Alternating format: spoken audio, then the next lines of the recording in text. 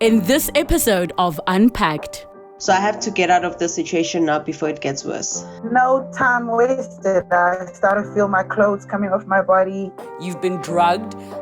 You can't see anything. That sort of made me understand the fact that, okay, I'm being a sex slave. He didn't kill me. He didn't have the power over my life.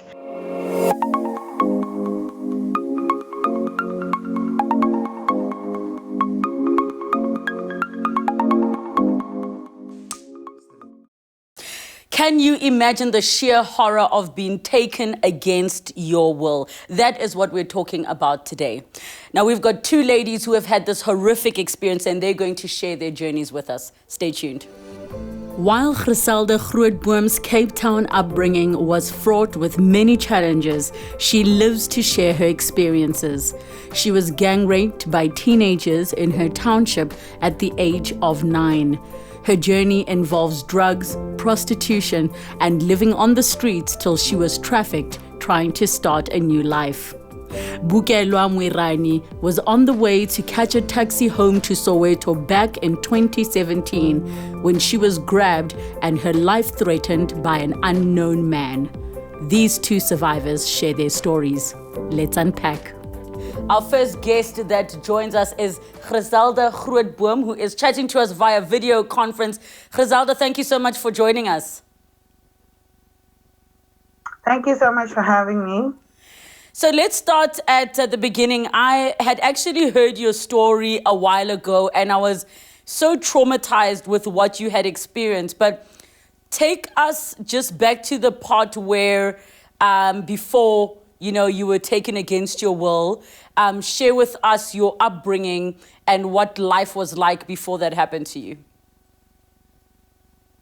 Thank you. I grew up in Roger Street, Woodstock. Very happy kid, very loud, forward, enjoyed toffee apples. Sunday mornings were very fun in the District 6 because it was your Sunday course. And it would just be the whole street hanging out. And it was my dad and my grandmom and my grandfather. And it was your typical colored District 6 environment where you see people with rollers laughing and you just sit on the stoop. My next door neighbor was a Muslim girl, so we were very close. It's one of those houses where your neighbor is right close to you, but the houses were quite big. I really, really enjoyed that life until the age of about 8.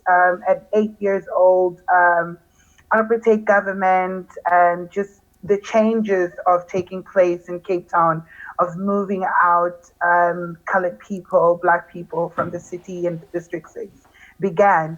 And those conversations took a while, and all you could see was just people being moved out and people moving out. And with that, my first sort of encounter of being confused as a young person is when my grandfather passed away.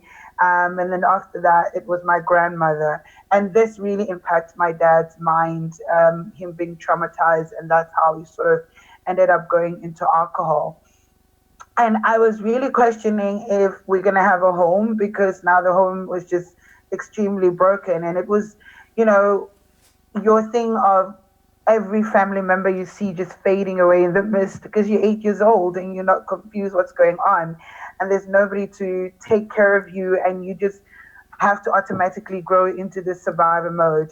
But now where was mom at this time? Because you've spoken about dad, you've spoken about a grandfather. Where was mom in the picture of your upbringing? She was sort of very much in her own space, married to somebody else. Not much of in sight, and that was a norm for me. It wasn't much of a build relationship at that age, at the age of 8. Nobody reached out to each other. It was me just not even bother asking where she was, because whatever I was told is this is your family and that's it. With that, just being with my dad was having to grow up very fast, because the more people were being moved out of the area, the more sort of violence, alcohol was being introduced to me as a survival mode. until our house started being moved and demolished. And then me and my dad became sort of on the streets. And we were not even far from the District 6 area where we stayed, which was in Woodstock. Right close to it was a shelter. The shelter was a mixture of everyone, young, old, female, and male, and that was sort of the only thing. Not far from Woodstock, it was the harbor, which we called the docks, and that was where most black community mailmen used to work at, where they would go to, wait for any boats or fishermen coming through, and that's where they sort of made their money, catching fish, getting old fish, bringing it back to communities and sell it. And then sometimes my dad would just take me there and just, leave me for 1 or 2 days. I have to walk my way back to the shelter. And that was from the age of, in that year of being 8, just alone, having to grow into survival mode of being a street kid, being homeless. And being homeless was probably a thing of this is what you were to be. I mean, you were thinking, who should I blame? You didn't have time to blame anybody because you had to think about the next meal, the next hour. And with that, that's where we started to grow as street kids. And that's how we became sort of a group of street kids from the District 6 and all other areas of colors since government started to take houses. So I wanna jump in there because what you're saying is very important for people that don't have context of what has happened with the District 6. I mean, you have a family and a lot of people be thinking, why would somebody who has a family be a street kid? Can you maybe just give us a better understanding of your experience and what you remember about that time? Oh dear, being a street kid was the most fearing and traumatizing. Like your first 3-4 days in it, you see people on the streets, but they are being homeless for a while, and then you see gangsters, and you're such in a state of mind of why me, and you cry, and you're very like somebody can just pick you up, and the suicidal thoughts coming through. When you eventually meet somebody that gives you something to eat, because I mean you don't bath, you're starting to smell. Just having to go to the loo, you don't know where to start. You go into a public toilet. When you get into a public toilet, you don't even know if there is male or female. Society automatically chases you away, which was extremely I think the part that makes you angry as a street kid and makes you really mad that you didn't do anything. And that life starts to grow in you. You start to learn. The first day I had to learn from the harbor, I had to learn how to walk. And my walk was so slow, like why me, crying to myself. And when I got to the shelter, it was already late. Food timetable was already out. And all you do, you cry. You literally cry for days before you even think of that you are hungry. I only got introduced to other street kids when they approach you of asking if you have a cigarette, and that's all they know. If they ask if you have money, they ask you who you are. But for us as the District 6 kids, it was like so normal in the colored language that we had. And so I go around and talk about the talks. I call it the Constitution for us street kids, which is the 26, the 28, which was gangsterism. If you did not know anything about gangsterism, you're going to be approached by any street kid of the District 6 and colors. And in the language itself, it's not your typical language like, hi, how are you? It's like, aware, your number. What's your number? Are you 26? And if you don't know that, you get taken in and you get introduced in so many different ways. You get introduced abusively, you get introduced aggressively, you get introduced like you need to go and break into a window, you run, somebody else is going to come and open the car. You get introduced very, very fast into the use of drugs and life. Sometimes you get left alone because it's survival. And if you get left alone, your only thing is the map of the streets, like, okay, the way to the shelter. You avoid the police station as much as possible because the police sort of looked at us as little kids that don't want to listen to their parents. as much as they saw the buildings were broken down, houses were broken down, people were getting kicked out. They saw, the rallies, they saw the marches. And for me, it was always like, why would you lock me up? Why are you, grabbing me like this? And why are you not protecting me when you've seen what government has done? Government has made me homeless. So you have these questions and you don't get a chance to ask anybody that cares, that's supposed to care. The journey into getting help, that is sort of another one where you learn that the system is asking you questions that sort of sounds like you at fault. And those questions will start with, where's your parents? When did you leave the house? It's nothing about when did you eat? It's nothing about who can we call for help. And for me, that alone as a language to an 8-year-old, to a 9-year-old, to a 10-year-old, high on tennis and glue and drugs or button is like you're asking an angry ball. So if I understand you correctly, I mean, in essence, you already are being treated like the rejects of society. Nobody knows the circumstances for you to be where you are. Nobody would choose to be where you are, but they treat you like it's a choice that you made, and society continuously rejects you. Yeah. So let's fast forward nobody knows. Let's fast forward to now. Your incident where you've been presented with some kind of opportunity to go to Johannesburg, and take us through that story and how you got to that place where now you were trafficked. I eventually got used to the street life, and in the street life, we all grew into some area where we called the bridge, under the bridge in Cape Town, and that was our home for years. And we lived there back and forth into the shelter, which is Onsplek shelter, which was right next to the police station.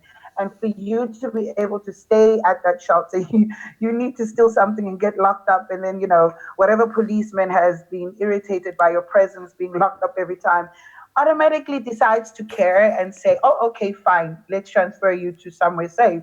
And then that's the opportunity of being at the shelter. At the shelter we lived, we sort of got a space to breathe from substance abuse, breathe now and then from coldness. And then I grew and I grew. And then I took a time of, okay, let me see if the opportunity that the shelter is giving me to take me back to school will take place. Even that alone, you were reminded by everything in the organization or the system itself that you're an outcast. You need to go back all the way to grade 1, to grade 2, to grade 3.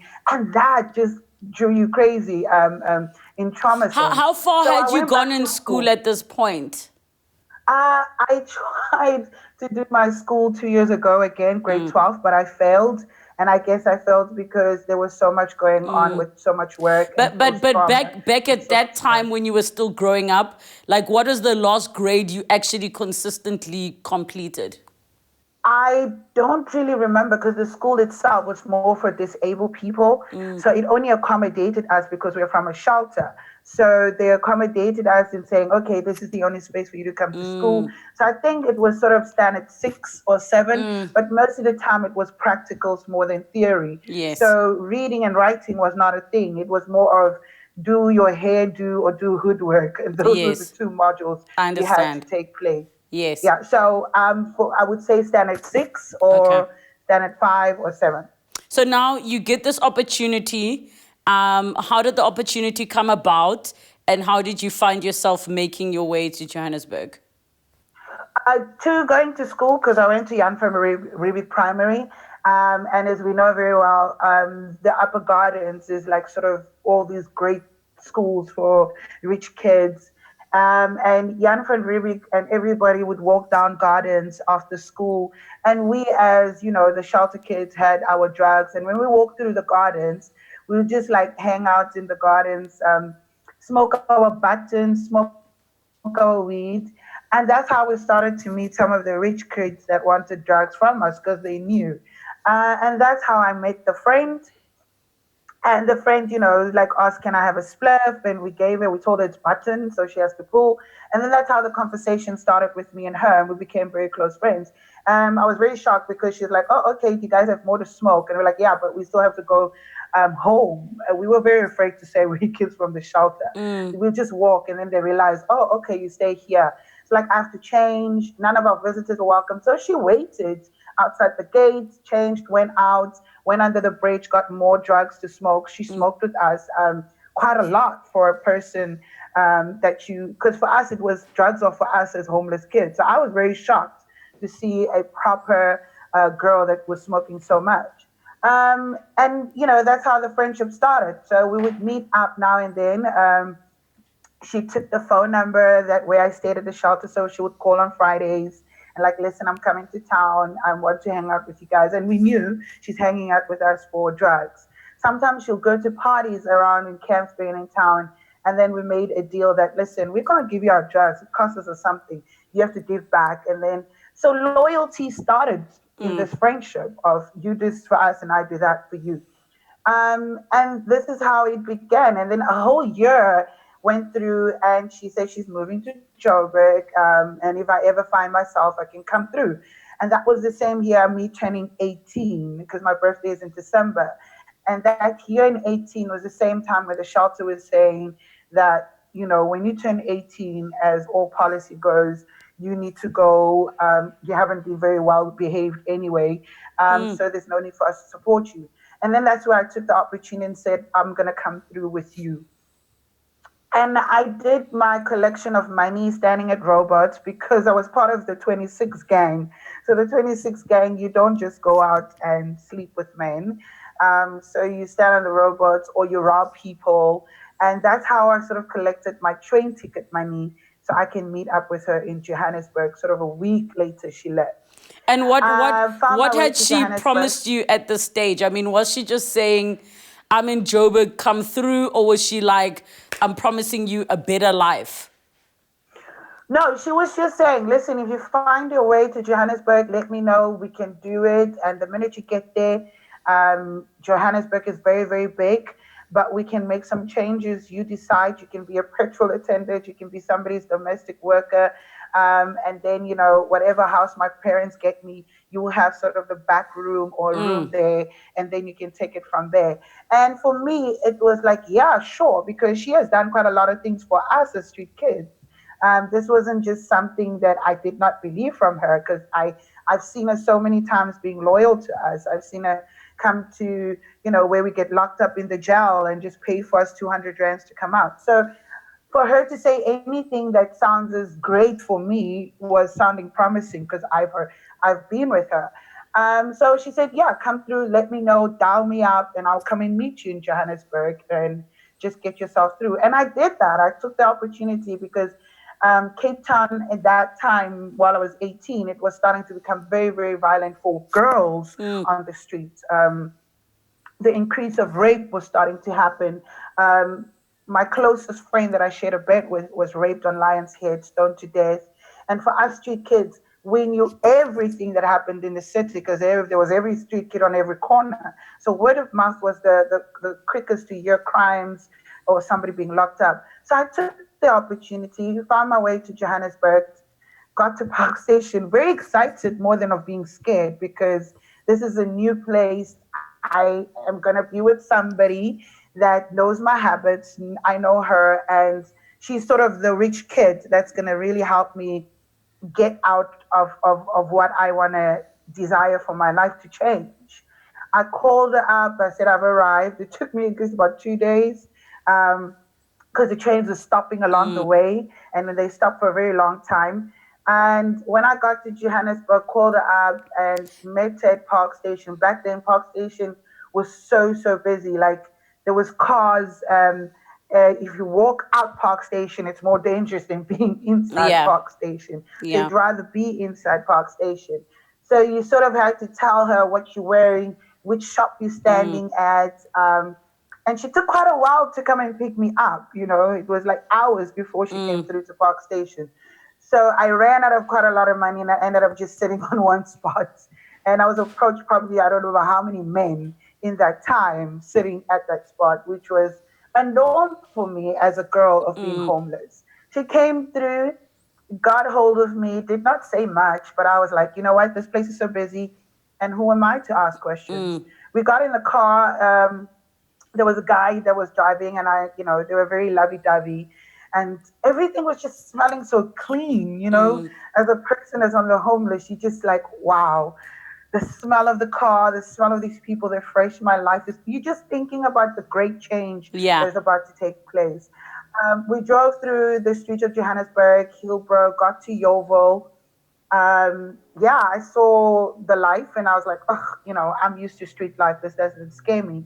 Got to Yeovil, things became very sort of Yeovil back then. It was a lot of trees. It was sort of the Santon of celebs because your Tandoor was there. That busy street was there. So it was like, yes, this is it. Got to the house. It was one of those apartments that was 2 room, wooden floors with a long passage, showed me through. The first room was closed, but it had curtains. Showed me through to the next room, and there was nothing in that room. And I was like, okay, she just moved in. It's not a stressful thing. Let me not ask.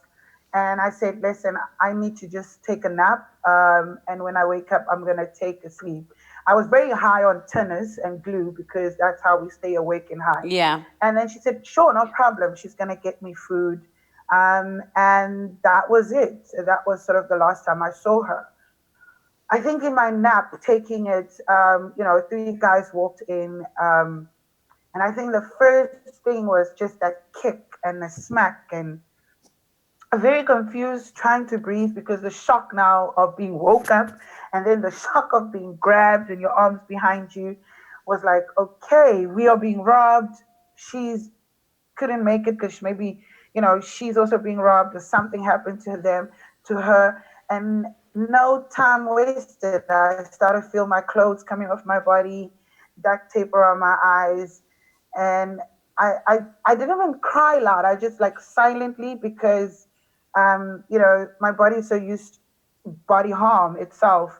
And then the first injection behind my leg, they put it, and I was like, okay, now they're gonna kill me because why would they inject my leg? And What did you feel them injecting you with? I think it was sort of a crystal meth with morphine because as the drug was kicking in, my throat was getting dry, my eyes were getting waterish but not blinking. And I was getting numb. Like my mind was just really getting numb. And as I felt being, getting nude, my lower body just went numb, and I was just on my knees, on my side, and then I was on the floor. And then there was a slow breathing that just started to happen. Is this like at this stage? I mean, is it nighttime? I'm just trying to get a picture of, because the last that you saw is that this person's now left you in this place. In your mind, you're just taking a bit of a nap. They've gone to get you food. Now you've been awoken in this violent manner, obviously extremely confused, assuming that the friend is somewhere there also under attack of some sorts. Is it nighttime? Like, what's happening around you? It was nighttime because when we left Park Station, it was your peak time. So it was nighttime, and I wouldn't know what time nighttime. But it was definitely nighttime, and for me, I just felt like maybe everybody is in danger because the house is being robbed. But the minute I got naked, it's like, no, I'm probably gonna be raped or killed after this because I'm in somebody's house. And then, in just a few minutes in the conscious that I have left to think of things, a man came in and all excited, drunk, smiling like cigarettes, and him touching me and just going ahead, and him just intercoursing. And for me, that was sort of laying there and thinking, okay, this guy's gonna kill me after this. No, then the next one, this guy's gonna kill me. I think in the third client, it was when I sort of were gagged into my mucus coming out, and my nose just running. And that just went on because every time they came back, it was like cocaine on my teeth, smacking me and just pouring water on my face and checking if I'm breathing, and the next person coming and that. Yeah. So, I mean, obviously in this entire moment, I'm assuming at some point you don't really have a concept of time because you've been drugged. You can't see anything. You are just feeling what is happening to you. And I mean, from what you can recall, does it feel like this lasted a day? Does it feel like, I mean, how long does it feel like that lasted for? It feels like it lasted for quite a couple of days because in the morning it was, you sort of had where you could pee, where you could, get runny tummy because the minute cocaine sort of goes in your system and there's nothing, you do go into a runny tummy, especially if they shove water down your throat, so you mess yourself. So in the morning time between, early hours of the morning, your mind does get a breather where you can think and want to ask something. But it was extremely hard to ask because it was like every time there was somebody at the door listening if I'm still breathing. And the minute I'm trying to cough or cry or moan, the person would just come in and just shove another ecstasy. So it felt like it was sort of a week or 12 days or 2 weeks. Because when I got to be able to sort of a little bit verbally engage with one of the buyers, I was sort of begging the person, like, I'm willing to be your slave. If this is all about sex slavery, just take me out of this place. And with that, the person just ended up calling whoever was at the door. And when that person came back, they sort of slapped me like I should shut up. So just so I understand, when you say buyers, when you say clients, I mean, your experience, these are not your clients, these are not your buyers. They are somebody else's. And I mean, you use the word intercoursing, which my perspective is you were being raped. When did you actually come to understand what was happening? Because I'm not clear if in the moment you understood that these are clients for somebody that basically has taken ownership of you. There was quite a lot of voice talking between the two people and money exchanging and saying, she's good, she's still young, she's still fresh. There was, some of, the guys going back and paying more because they're not done. What does not done mean? That were speaking, what does not done mean? Just so I understand. As in the person still wants to have continuing sex, like they want to repeat. They still want to be in the room, still want to rape, still want to tie me up, still want to have a fantasy. And that sort of made me understand the fact that, okay, I'm being a sex slave. I'm being locked up, different fragrancies and different hands of men coming in, not even waiting for a breather time. So that's how I got to understand that, oh, you're being a sex slave and you're being bought. Did they call you by your name? I mean, while you're in this experience, because at some point, like you say, when the drugs are starting to wear off a little bit and you get your verbal capabilities and you're trying to ask someone for help, like, how did they refer to you? Was there anybody you saw that you recognized? There was, one thing I said, my name was never, ever in my head. I never introduced myself. I never got time to introduce myself. So my name was not a thing. And I think I got more names from the men that came in the room calling me all kind of things. And those were the names. That was it. What were they calling you? Was probably the familiar names or, fat lips or all of those things. So my name was never in thoughts or being said at any particular time. And when I'm going to assume that some of the so-called clients that came in were consciously aware of what was going on. They could see that you are not there by your own consent. You're not there because you want to be there. Did anybody Yeah. ever seem like they cared? They were very rare because, I mean, sometimes I was tied up, sometimes my mouth was closed, sometimes my eyes were closed. So the minute the person comes in, it was just like they mopped and cleaned whatever I missed on the floor, put me on the chair, and that's about it. So they were very much aware of what's going on. And for them, I think most of them were extremely high, extremely drunk, or just extremely trashy of men exploiting women, because sometimes it would be in the morning hours of Saturday or in the morning hours of Sunday too. So I told myself, hey, this is what you are being used for, and I became very angry because I thought I wanted to say so badly, like, why didn't you tell me this is what you wanted to use me for? Because I'm very much aware of the trauma of being an outcast and a reject, and maybe I would have said yes, you know.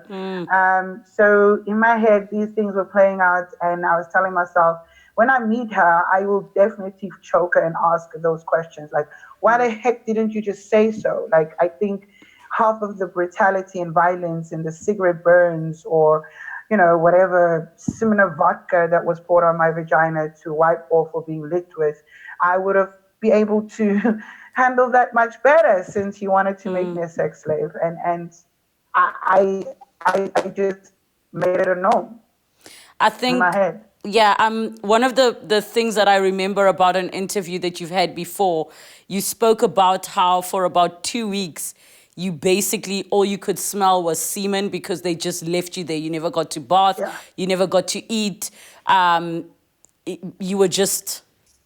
Yeah, it was the most smell that sort of even today gives phobia around things, because it was on your face, it was in your mouth, and some people want you to see you swallow it. So it was a norm. That's what they wanted as fantasies.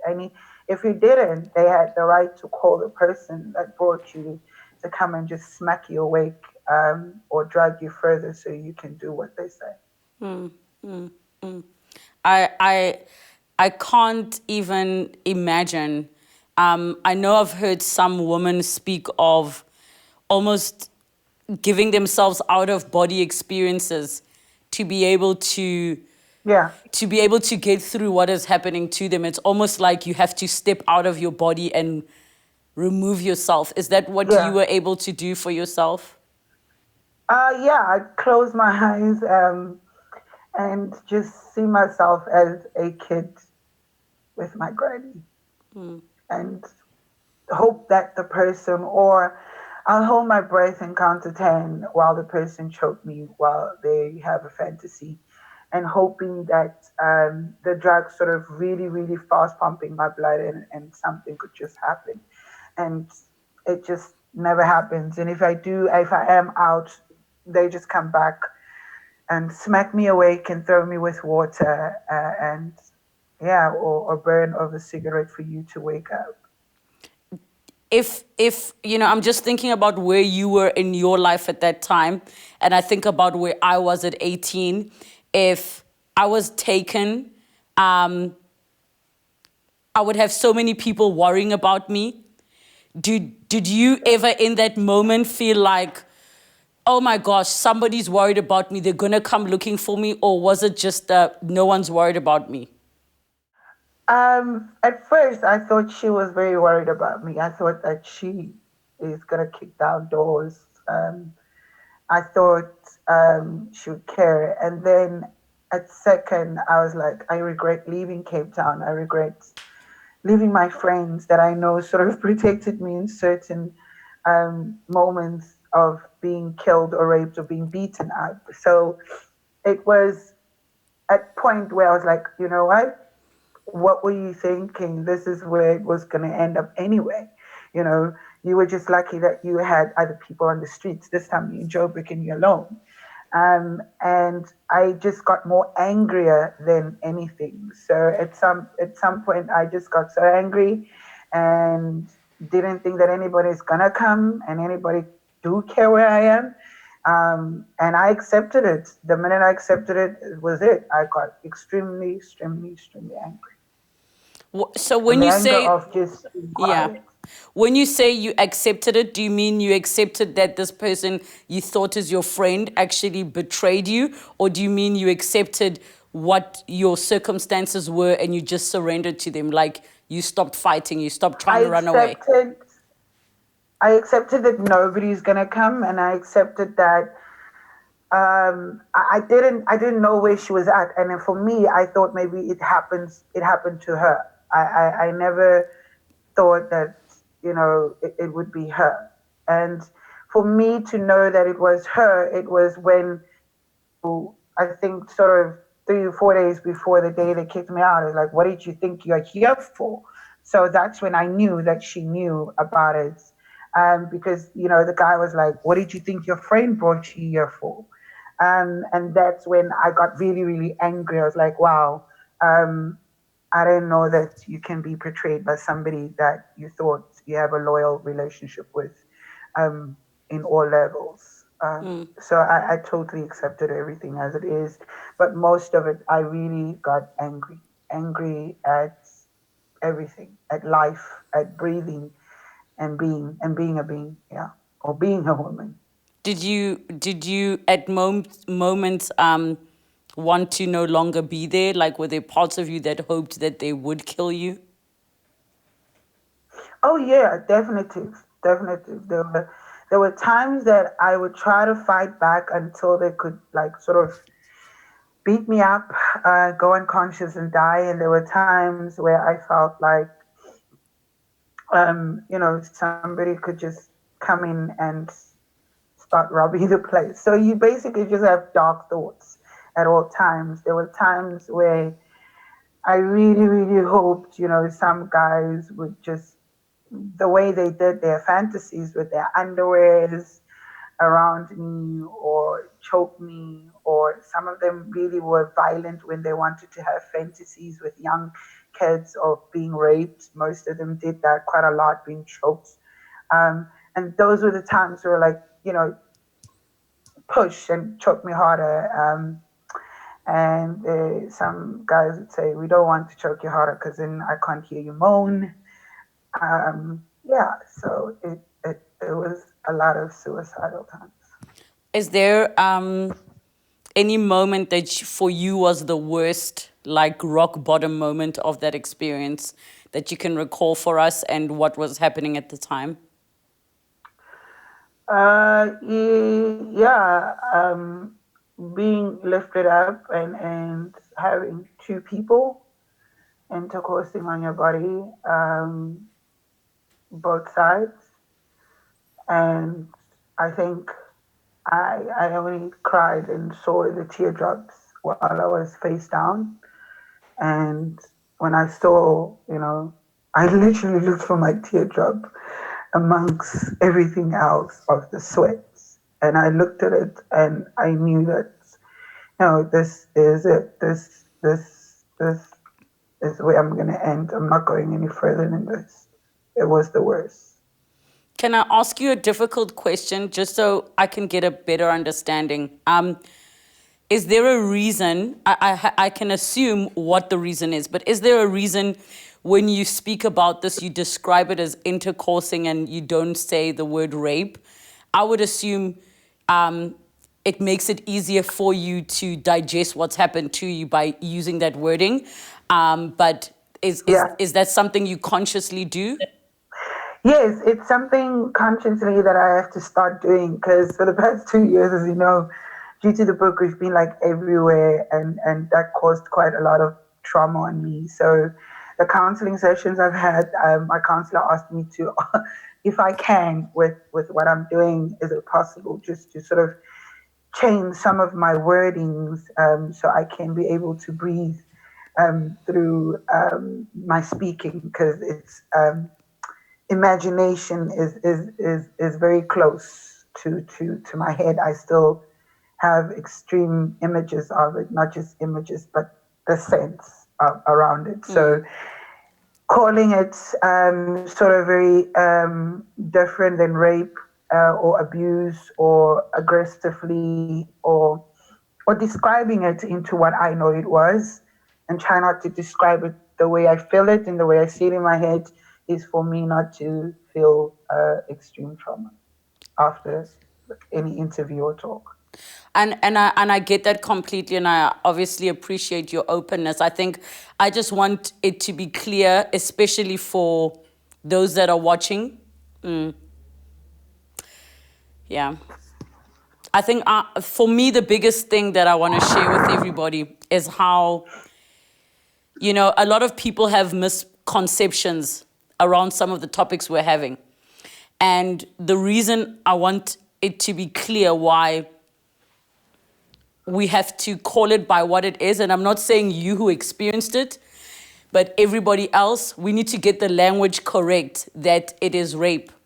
There's no part of that that was you consenting or wanting to be there, But I understand, just from us talking, I can already sense, I see why you use that language to cushion the traumatic blow for something that you've experienced. But what we're going to do, I think, let's get our other guests to join us and chat to us and give you a breather, because there is the positive side to this story. Now, Grizelda, actually, because we are able to talk to her, was able to get out of that horrifically painful situation. And I'm so glad that, of course, we can have her to talk to us and be open and honest about her experience. But the next person we're going to be speaking to also had quite a traumatic experience.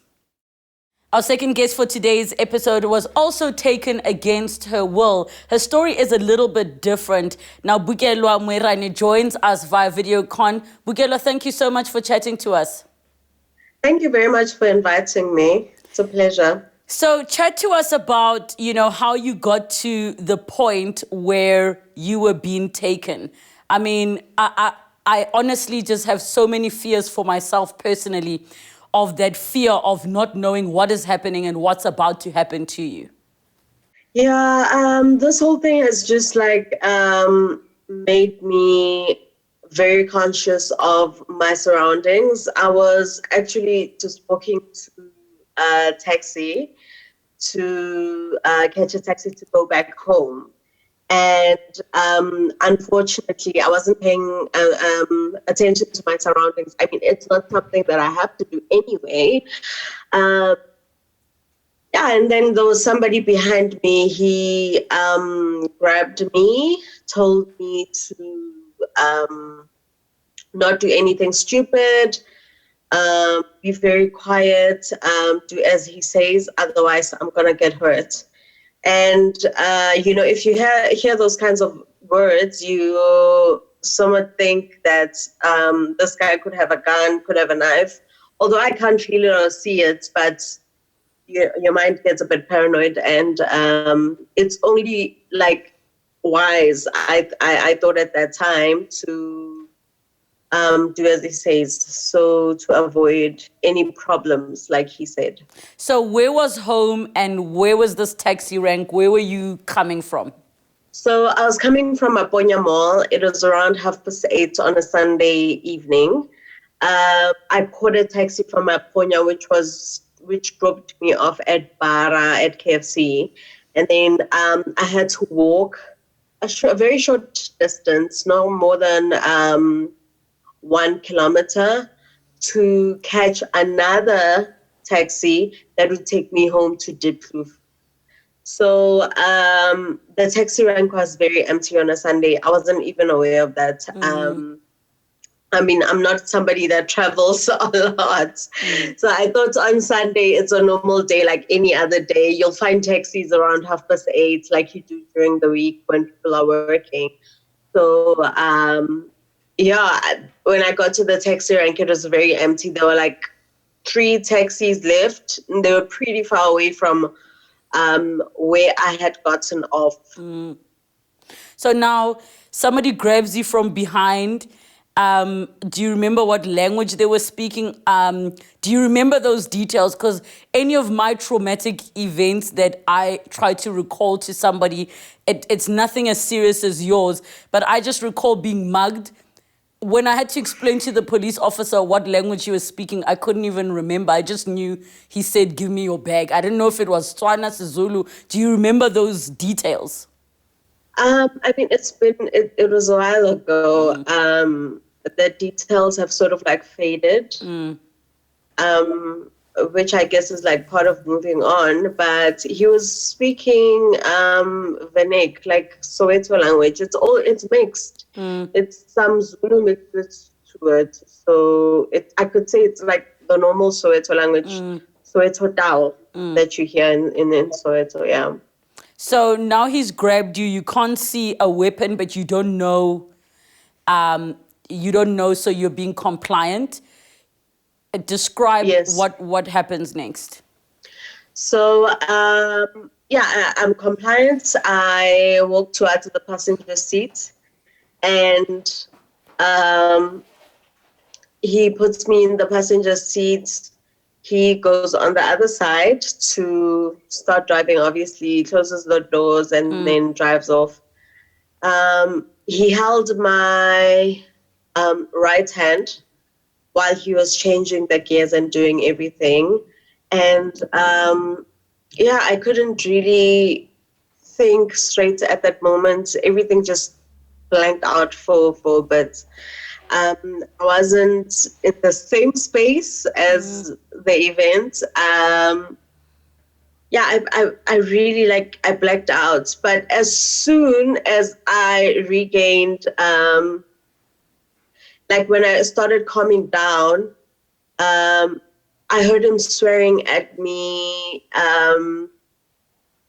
He was saying all kinds of mean things.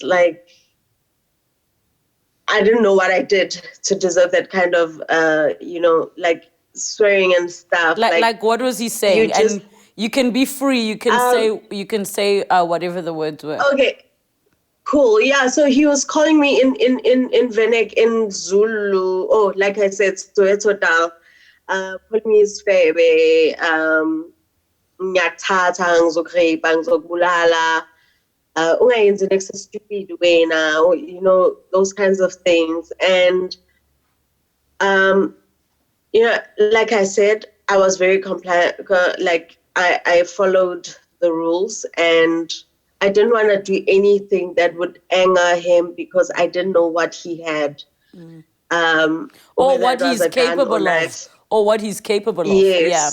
Yes. And I really wanted to take a step back, calm down, stop panicking, and assess my situation, and figure out, how can I get out of the situation? But in order for me to, even get to that thought process, I really had to calm myself down. I had to do as he said, make sure that he was calm on his side, because I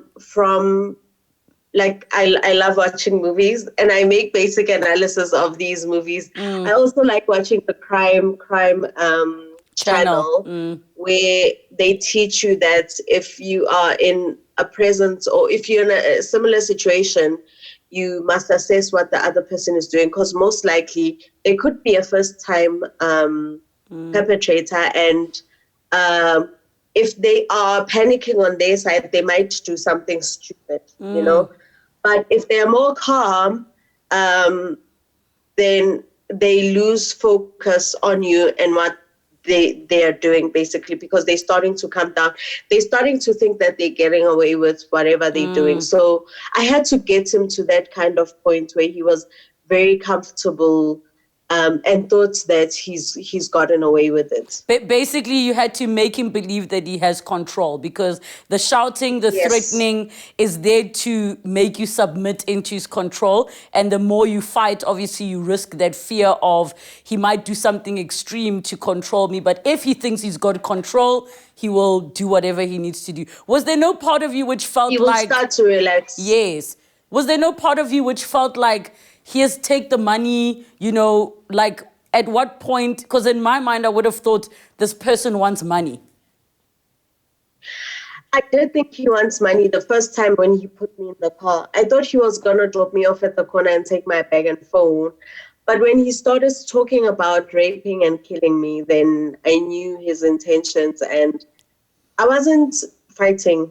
I wasn't fighting at all. I was just quiet, trying to calm down, because the minute I start to panic, my mind goes all over the place. And he starts to panic as well. So just create a calm environment in order for him to calm down as well. And then you can start, processing what's happening, what's in my surrounding, what can I use to either defend myself or get out of the situation. So what did you observe? Just for those who are listening, I mean, I also watch the crime channel a lot. And I remember also when I was younger watching the emergency call, I think it was called Rescue 911. And there's so many things I picked up there. You watch Taken, where he says, pay attention to details. You want to look at the car. You want to look. But obviously, in that moment, those things might go out of your head. So for you, in that moment, what were the things you were observing and paying attention to? So basically I started calming down. He started playing music, and that's when I knew that now it's my turn.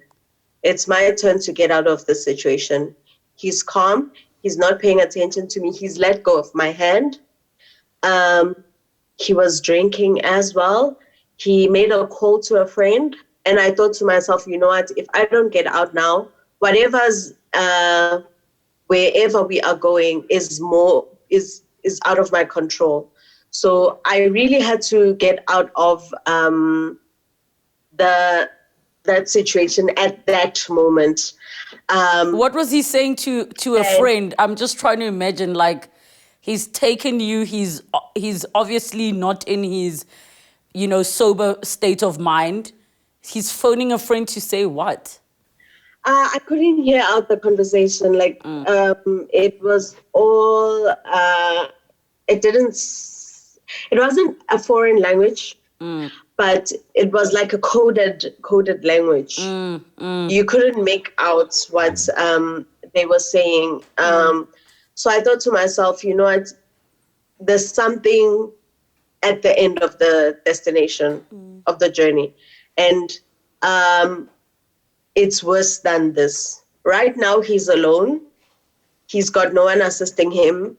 But wherever he's taking me, clearly there could be more than one person. So I have to get out of the situation now before it gets worse. So what did you then decide to do?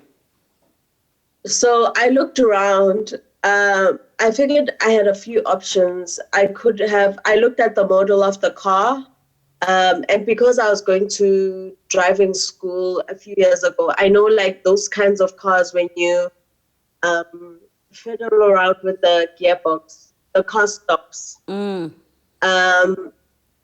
So I thought, okay, I could stop the car and try and fight him with the seat belt, but what if he's got a knife and starts stabbing me? Okay, I need him to be busy driving, focusing on driving while I get out. So I thought, okay, maybe I can get out via the window. I've watched a crime and investigation scene where this other girl broke the window and got out of the window and ran away. So I thought to myself, okay, calculating the distance between the car and the pavement, it's possible for me to, jump out of the window and jump onto the pavement without hurting myself or breaking any bones, because the car wasn't really speeding. He was traveling at about between 50 kilometers per hour and 60 kilometers per hour. So, I thought, okay, the impact would not be that much. I just have to cover my ribs a bit. So while calculating this distance, I don't know, I'm not a mathematician, or I didn't even do physics. I don't know where all this information came from, but I saw that the door was unlocked. He didn't have a central locking system. It's those old cars, like I said. And yeah, I had to do a countdown after I noticed that the door was unlocked. I had to do a countdown and open the door. So by the time I got to 3, I opened the door and it was hard to open. It was stuck. It's an old car. I understand these doors start breaking at some point. And he noticed that I was trying to open the door. He started hitting me. He started swearing at me again. But I fought. I fought with the door. I fought with him. He started holding my hand again. I fought with him. Eventually, the door opened, and I was standing at the arc of the door. You see the space between the seats and the door, that little space there. I was standing there looking at the roof, and I just thought, okay, it's time. If you don't jump now, you won't get another chance. There's no car behind you. The coast is clear. If you don't jump, you're gone, And I thought I'd rather kill myself. If I die, I died trying. He didn't kill me. He didn't have the power over my life. I did. I took the choice to not, get raped or while I'm still alive, like it would have killed me more to accept the situation. So I had power over my life. I had power over, and I had control over what I was doing. So I chose a way out. So yeah, I jumped. It was all black. As soon as I opened my eyes, I saw things, some probably skin flying off my face. I stood up. The minute I stopped rolling, I stood up and I started running immediately. I realized that I had one shoe on, so I took it off and I carried on running. I came across a guy who was drinking, and obviously I was full of blood. I looked very terrifying. I can imagine when I came to him, it was a very dark road as well. There were no street lights. So when I came across the guy, I'm asking for help and telling him that somebody's abducted me and trying to rape me, and he just got frightened. He also swore at me and chased me away. Wow. I then started running on the oncoming side of the cars. It was a two-way road. Started running towards oncoming cars, and none of them stopped. But then I had to remember that, okay, girl, why are you asking for help from cars? These people, his friends, could be following him, right? So try and keep a low profile. Don't ask for help. Just run to the garage. Because when we were driving into that dark road, there was a garage. It was about 5 kilometers from where I had jumped off. Could so you now actually I'm even thinking to feel? myself, Could you even feel pain in your body at this point, or was it just adrenaline is keeping you going? so at this point, I'm starting to think, okay, cool. You're not asking for help anymore.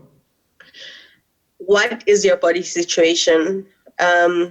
You're bleeding. You don't know how much you're bleeding. You don't know how long the adrenaline will last in your body in case you've broken any bones. Right now, you can run. I can feel my feet on the ground. I can feel my hands. I can feel my shoulders. So while I'm running, I'm sort of doing like a body check to check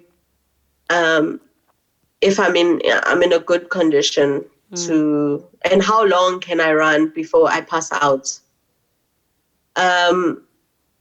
So I just kept running and doing that assessment, and I saw him make a U-turn because I kept looking around, to check, okay, who's following me, who's around me, are there any of his friends who can catch me? I'm just running. It's dark. I'm making all these, observations. And I saw him make a U-turn. So I thought to myself, okay, there's nowhere for me to hide right now. I passed the trees like 2 kilometers ago. So here there's a bit of light, and he might see me because I'm wearing a white t-shirt. So I had to lie on the ground by the wall. There was like long grass, the grass that grows by the walls. And I had to try and cover myself with the grass because, I could risk him seeing me. So while I was lying there, the car passed, and I was thinking, okay, I kept talking out loud as well, because I did a bit of a CPR course during our camping days. So one of the things they taught us is, in order to keep the other person awake, you have to talk to them, get them to talk. So I was busy talking so that I could be conscious all the time, or keep track of my consciousness. I then stood up. I was feeling very dizzy, but I kept running. I saw him make a second U-turn. I did what I did before. I hid by the wall and covered myself with grass. And I think he saw me this time, but he couldn't make an immediate U-turn as there were cars behind him, and there was a car going that way. So he didn't have space to make a U-turn. So by the time he made a U-turn, I wasn't too far from the garage. He parked very close to me. He managed to catch up. He parked very close to me, but I escaped. I ran. I couldn't even feel my feet touch the ground. I was like, okay, so if he's holding a gun, run in weird patterns. Zigzags. So he can't get a proper aim. Yeah, zigzag, yeah. So he can't get a proper shot.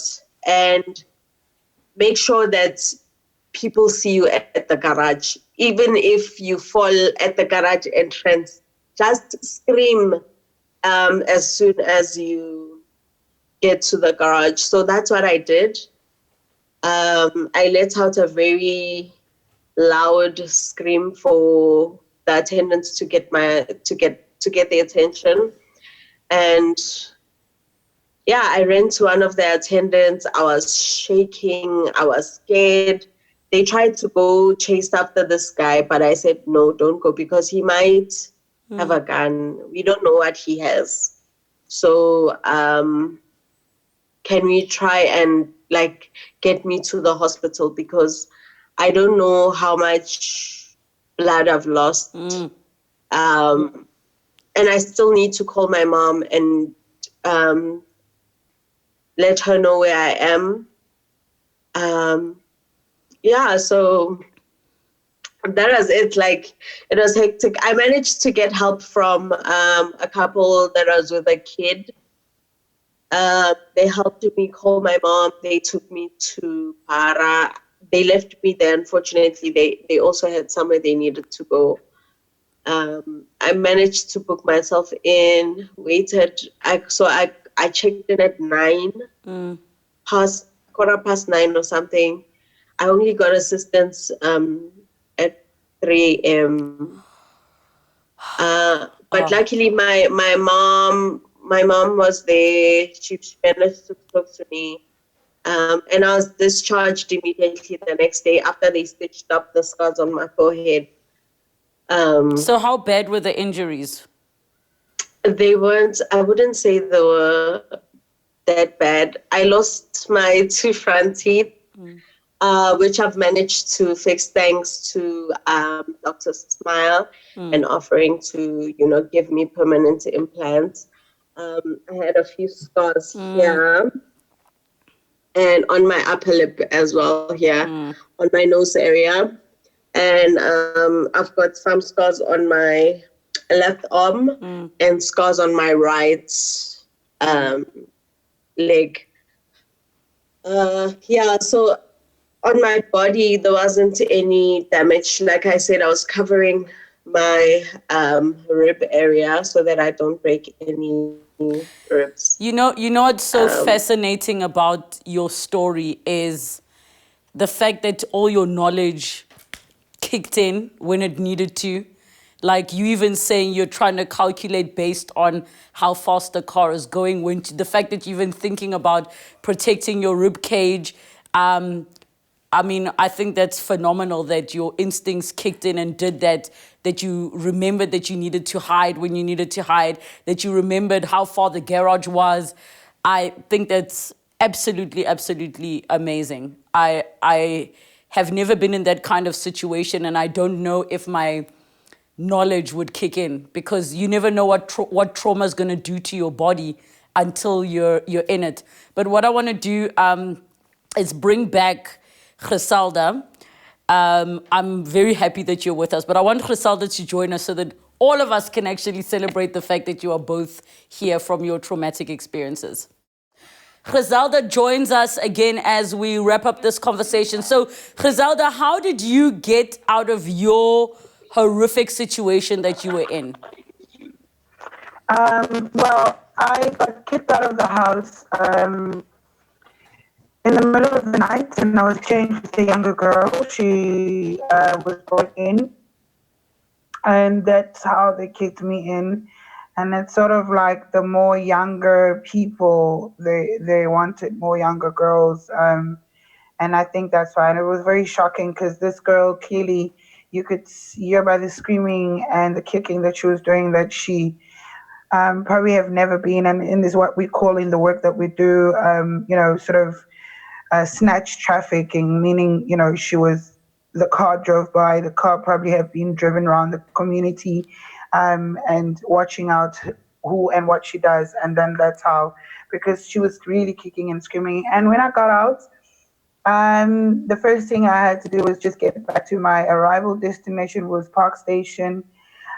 Because of all the drugs that was fed in my body, my blood was really thinned out. So I was craving for more drugs, more than, in few minutes, in 7 minutes, already thinking about the next fix.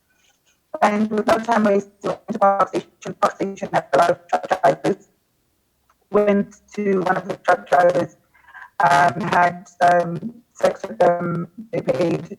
I met up him, asked for drugs, and he took me. And from the age of 18, the pimps, I went from one pimp to another, into brothels in and out until the age of 26. 26, I ended up working in a brothel in Port Elizabeth, and that was the year where I unexpectedly did not expect to be pregnant with my baby girl, Summer. When I became pregnant, the madam didn't really care for the fact that I'm pregnant. She was just, the baby's good pressure for the clients. So she let me continue to carry Summer until 6 months. 6 months, it was in-house abortion, and 3 hours later, I had to go back to work. And then when I said no, that's where the first step of exit took place. I was beaten by the madam of the brothel, and her husband put in the car, driven back to Johannesburg, thrown on the streets of Hillbrow. And then from there, the girls that I know that works on the streets called the ambulance, and I ended up in the hospital. And that was sort of the phases of the exit.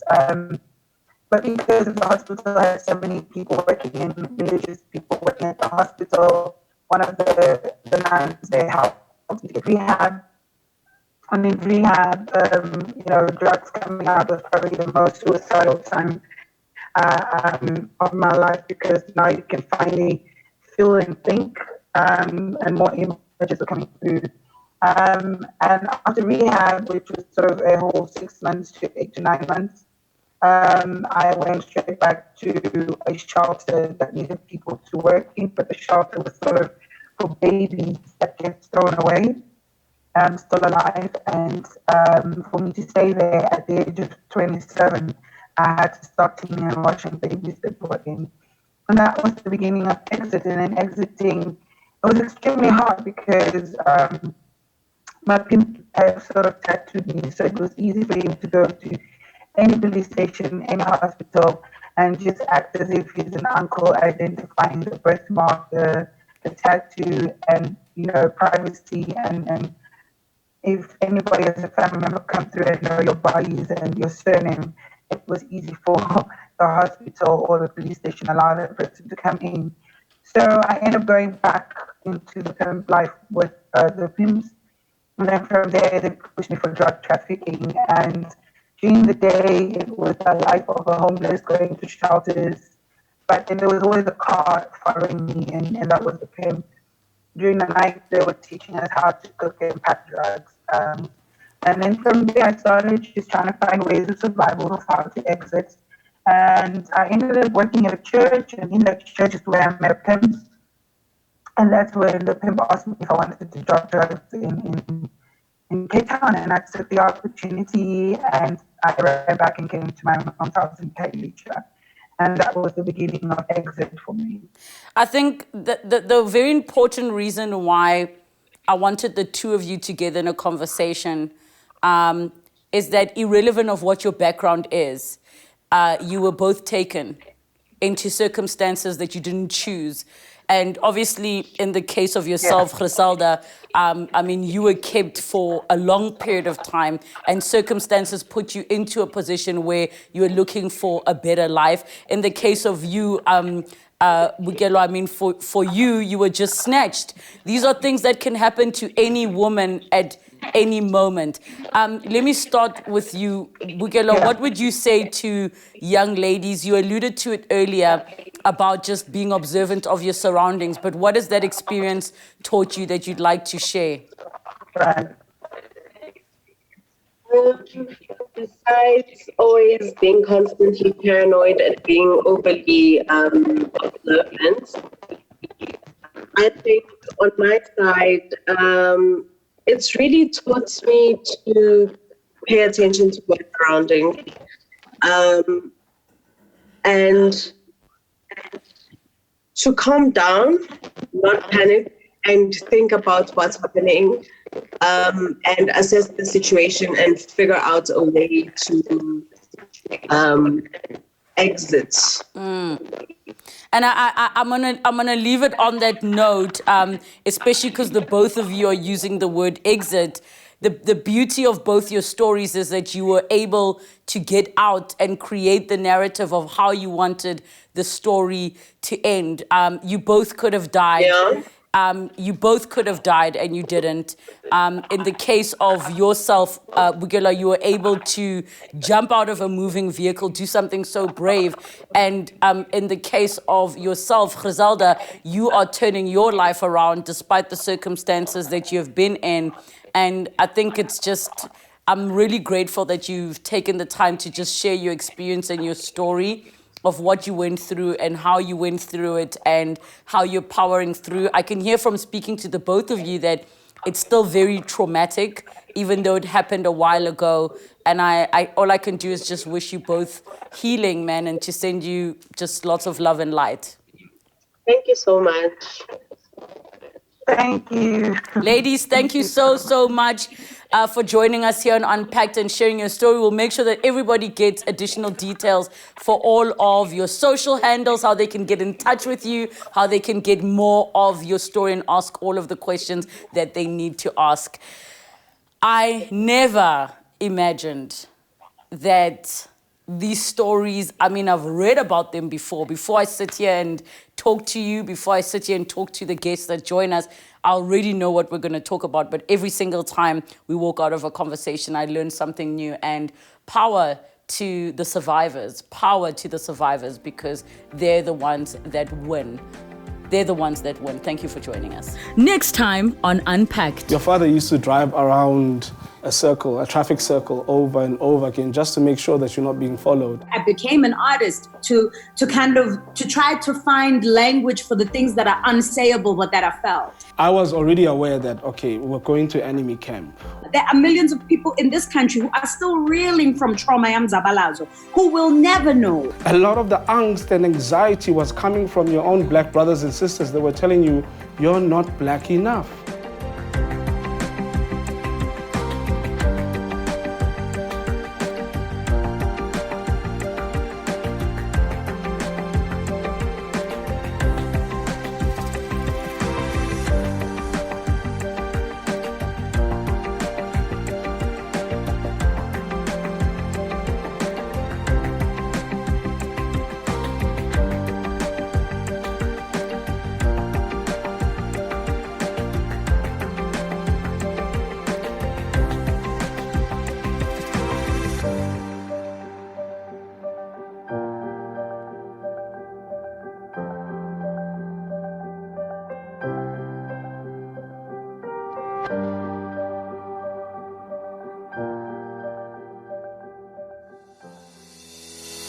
That's Unpacked with Relebogile Mabotja. New episodes weekdays at 5:30 p.m. on my YouTube page. Don't forget to subscribe. Television edited broadcast weekdays at 5 p.m. Open up with S3.